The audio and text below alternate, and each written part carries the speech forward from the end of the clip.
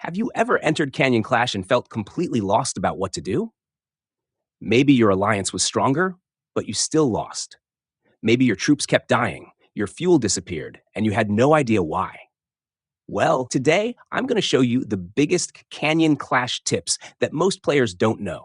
And these tips can help both free to play players and spenders perform much better. So make sure to watch until the end, because one small mistake in Canyon Clash can cost your alliance thousands of points and even the final victory. Let's get started. The first thing you need to understand is that Canyon Clash is not just about power. A lot of players think that whoever has the biggest account automatically wins. That is not true. Smart formations, fuel management, and map control are often more important than raw power. Before the battle starts, you need to set up your three squads properly. This is one of the most important parts of Canyon Clash. There are two ways to build your squads. The first method is the power order strategy. This means your strongest heroes go into Squad 1, your next strongest heroes go into Squad 2, and your remaining strongest heroes go into Squad 3. This method is simple and works well for most players. The second method is what I personally recommend, the balanced strategy. In Squad 1, put your strongest all-round heroes. In Squad 2, build a defensive team. In Squad 3, build an offensive team.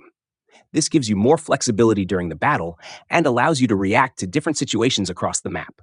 For free-to-play players, don't worry if your third squad looks weaker. Try to use mythic heroes whenever possible because their skills provide much more value than epic heroes, even when the power difference is not huge.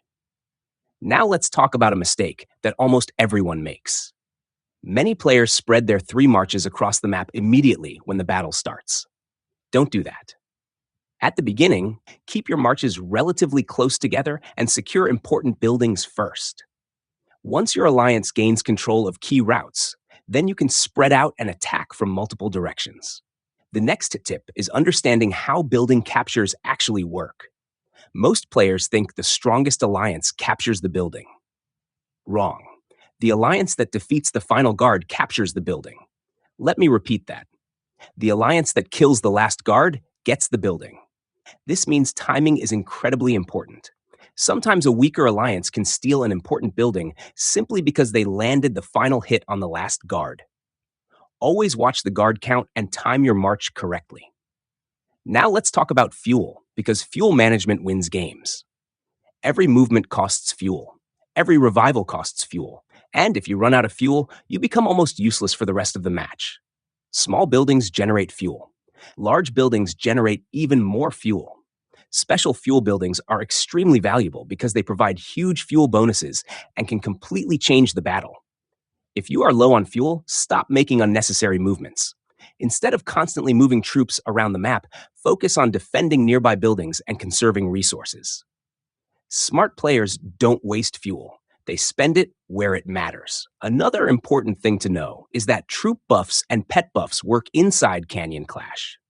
Before entering, activate your attack buffs and other useful boosts. Many players forget this and enter the battlefield weaker than they should be. It only takes a few seconds and can make a big difference in fights. Now let's talk about map control. When you look at the Canyon Clash map, you will notice several pathways connecting different territories. These routes are extremely important. Why? Because if you control a route, you can block enemy movement. Imagine cutting off an enemy path. Their troops become trapped and cannot easily reinforce other areas. This allows your alliance to slowly take control of the battlefield. Don't just focus on fighting. Focus on controlling movement. That is where many battles are won. Now let's discuss something very important for spenders. If you are a spender, try organizing your heroes by generation. Use your newest generation heroes in Squad 1. Use the previous generation in Squad 2, and older generations in Squad 3. This usually creates the strongest overall setup because newer generation heroes have significantly better stats and skills. For free-to-play players, don't worry about hero generations too much. Focus on building the strongest squads possible with the heroes you have. Let's move on to the middle objective. The Frozen Citadel is the most important building in Canyon Clash. Many alliances make the mistake of ignoring it until it's too late. You basically have two strategies. Strategy 1. Capture it immediately and try to hold it. This requires strong players and constant reinforcements. Strategy 2. Let other alliances fight over it first, then steal it near the end of the battle. Both strategies can work, but remember, holding the citadel requires controlling the routes leading to it. If enemies cut off your access points, your reinforcements cannot arrive. This is one of the biggest reasons alliances lose the middle objective. Always protect your routes, not just the citadel itself. Now let's talk about individual performance. Many players chase kills because they want a high ranking, but Canyon Clash is a team event. Winning buildings gives more value than chasing random fights. If you have a choice between attacking a random enemy march or helping capture an important building, always choose the building. Objectives win matches, not kill counts. Here's another advanced tip. When your march wins a fight, it goes to the back of the battle queue.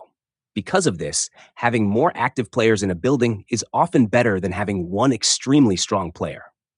Numbers matter, coordination matters, and teamwork matters. The strongest alliance isn't always the one with the biggest whales. Sometimes it's simply the alliance that works together better. As the battle enters the final phase, keep checking the scoreboard. This is extremely important. If first place is impossible to catch, don't throw everything away trying to win. Secure second place instead. A lot of alliances become greedy and lose both first and second place because they ignore the bigger picture. Always play according to the situation. Sometimes protecting your position is smarter than taking unnecessary risks. Before we finish, here are my 5 biggest Canyon Clash tips. Number 1, set up your 3 squads before the battle starts. Number 2, manage fuel carefully and avoid unnecessary movements. Number 3, control routes and pathways, not just buildings. Number 4, protect access to the frozen citadel. Number 5, play for objectives, not for kills. If you follow these 5 tips, you will instantly perform better in Canyon Clash. That's all for today's video. I hope this guide helps you dominate your next Canyon Clash battle.